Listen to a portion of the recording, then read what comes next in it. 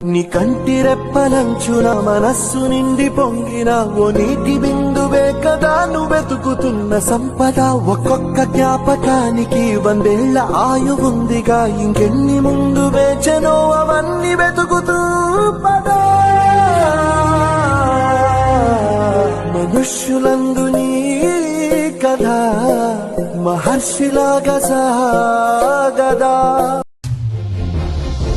సర్వజనుల సంక్షేమం కోసం సర్వతోముఖ వికాసం కోసం స్వర్ణాంధ్ర సాకారం కోసం